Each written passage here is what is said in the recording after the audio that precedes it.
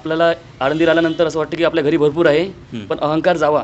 ज्ञानोबाराची एक म्हणजे परंपरा चालू आहे की कोणाच्या घरी मागलं आपला अहंकार नाहीसा होतो आणि ज्ञानासाठी अहंकार गेलेला महत्त्वाचा आहे. त्यामुळे मधुकरी मागावं लागते. जय हरिमाऊली. आपलं नाव सांगा. आकाश मापारी. बरं, आपण कुठून आलात? बुलढाणा. बुलढाण्यावरून तुम्ही इथे आलात. आणि तुमची इथे येण्याची प्रोसेस कशी होती? म्हणजे तुमचं शिक्षण काय झालं याच्यापूर्वी? मी ग्रॅज्युएट आहे. बरं. आता MA ला चालू आहे. म्हणजे तुमचं सध्या MA सुरू आहे आणि तुम्ही हा अध्यात्माचा इथे हे करताय. आता तुम्ही बरेच जण जे तरुण मुलं असतात ते नोकरीचा पुढे विचार करतात किंवा काही शेती असेल शेती सांभाळतात, उद्योग वगैरे करतात. तुम्ही इकडे का वळालात? हे लहानपणापासून घरात जी वारकरी परंपरा आहे बरं त्यामुळे आणि आवड संप्रदायाची. मग 10वी नंतर आळंदीला आलो आणि संस्थेमध्ये प्रवेश घेतला. आता 4 वर्षापासून अध्ययन चालू आहे. तुमचा 4 वर्षाचा अनुभव कसा आहे? 4 वर्षाचा अनुभव म्हणजे घरी जायची इच्छा होत नाही आणि संस्था सुटल्यानंतर म्हणजे जा वाटत नाही. इथं 5 वर्ष व्हावे, 6 वर्ष व्हायची इच्छा असते. गुरुवरे कुरेकर बाबा आहेत ज्येष्ठ अध्यात्मक. ते सांगतात की 4 वर्ष झाल्यानंतर विद्यार्थ्याला वाटते की परत आम्ही पहिल्या वर्षात बसावं. म्हणजे आपलं कॉलेज सोडताना परत वाटत नाही कॉलेज करावं म्हणून. पण हे आध्यात्मिक क्षेत्र असं आहे की कधी न संपणार आहे. जीवनभर अभ्यास केला तरी पूर्ण होत नसतो. हा 4 वर्षाचा म्हणजे अभ्यास असा आहे की फक्त कीर्तन श्रवणाचा अधिकारी होतो असे गुरुवरे सांगतात. नंतर कीर्तन करता झालेला आहे. मधुकरी म्हणजे आपल्याला आळंदीला आल्यानंतर असं वाटतं की आपल्या घरी भरपूर आहे, पण अहंकार जावा. ज्ञानोबाराची एक म्हणजे परंपरा चालू आहे की कोणाच्या घरी मागलं आपला अहंकार नाहीसा होतो आणि ज्ञानासाठी अहंकार गेलेला महत्त्वाचा आहे. त्यामुळे मधुकरी मागावं लागते. सुरुवातीला असं वाटते आपल्या घरी भरपूर आहे, आपण का भीक मागत, म्हणजे एक प्रकारे भिक्षा आहे. दीक्षा. आणि मग 4 वर्ष मागल्यानंतर असं वाटतं की पवित्र अन्न आहे आणि अध्ययन सोपं होते. मधुकरीची विशेषता आहे. बरं, तुम्हाला गावात गेल्यानंतर कसा प्रतिसाद मिळतो? गावाकडे तर लोक पूजनीय मानतात. बरं. एखाद्या लहान मुलांना जरी वारकरी कपडे परिधान केलेला असला तरी मोठ्या मोठ्या माणसांच्या पाया पडतात. म्हणजे एक आदर आहे. आपली महाराष्ट्राची परंपरा आहे. वारकऱ्यांबद्दल विशेषतः सगळ्यांची भावना चांगली आहे. बरं. सुरुवातीला सर्व विचारतात की तू का, समजा आपण कशासाठी गेलं बा तिथं, शिक्षण घ्यायचं, इंजिनिअरिंग करायचं, डॉक्टर करायची, तुम्ही कशासाठी गेले?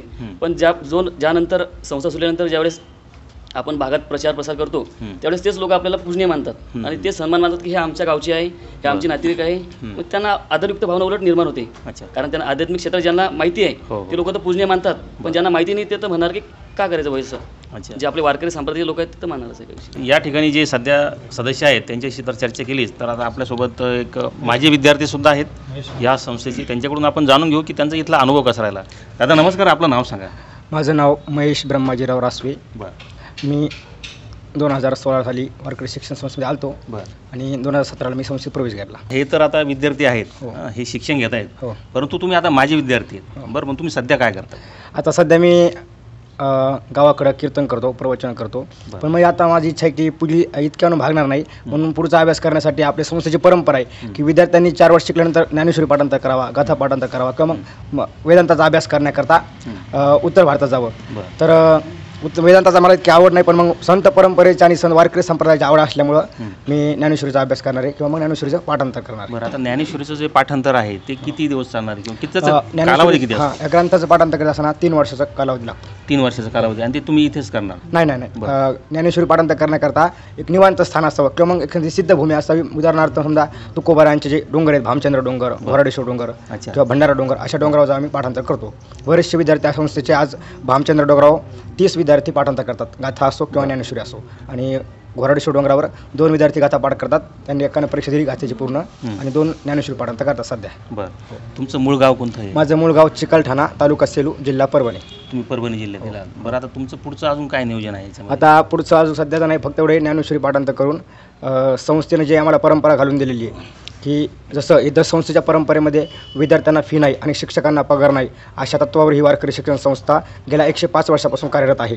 मग माझी अशी इच्छा आहे की आपण फक्त संस्थेचा ज्ञानोबारायांचा, तुकोबारायांच्या गाथेचा, ज्ञानेश्वरीचा प्रचार प्रसार करायचा, संस्थेचा प्रचार प्रसार करायचा. अनेक विद्यार्थी संप्रदायामध्ये आले पाहिजेत. आता जे आपण पाहतो विस्कटलेलं वातावरण, मुलं भरकटल्यावानी इकडं तिकडं सगळ्या गोष्टी पाहतो, कॉलेजचं वातावरण असं नव्हतं. विद्यार्थी एका चांगल्या दिशेनं हिंदू सनातन धर्मामध्ये हिंदू असा विद्यार्थी कसा असावा या बाबतीत असं मार्गदर्शन करीत पुढील कार्यक्रम कीर्तनं चालू करू, प्रचार प्रसार करू संस्थेचा. तसं पाहिजे झालं तर समजा तुम्ही म्हणता की जे शैक्षणिक क्षेत्र आहे विज्ञानाच्या दृष्टिकोनातून ते त्यांच्या पद्धतीने त्यांचं कार्य चालूच आहे, त्यात काय आपण हस्तक्षेप करणार नाहीत. परंतु माझं असं समजा उदाहरणार्थ कसं आहे का ह्या गोष्टी लोकांना काही व्यावहारिक म्हणजे व्यवहार ज्ञानात समजा एखादा असा वारकरी असला, समजा डॉक्टर क्षेत्र असेल तर डॉक्टर कसा वारकरी एखादा असतो तो महिनावारी करतो, पायवारी करतो, पण तो जर आजारी पडला तर डॉक्टर लोक कुठल्याही प्रकारे समजा काही मागचे पुढचे विचारपूस न करता त्यांना वाटतं महाराजांना हा बखळ पैसे घेत असेल, त्यांची एक भावना आहे. पण तसं नसून बघा संस्थेची परंपरा आहे दिलं तर घ्यायचं, मग संस्था मागत नाही, कधी कोणाला मागितलं नाही, मागणार सुद्धा नाही, अशी परंपरेने संस्था चालते. मग त्या पद्धतीने त्यांनी विचार केला पाहिजे की हा पेशंट गरीब आहे, आपण थोडंसं रेंजमध्येच याचा इलाज केला पाहिजे, असं ठिकाण असं आहे इथे. धन्यवाद.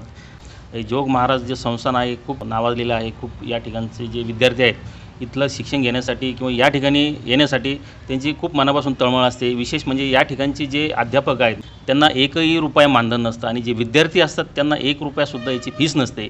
तर तुम्हाला हा व्हिडिओ कसा वाटला हे आम्हाला कमेंट बॉक्सच्या माध्यमातून जरूर कळवा. धन्यवाद.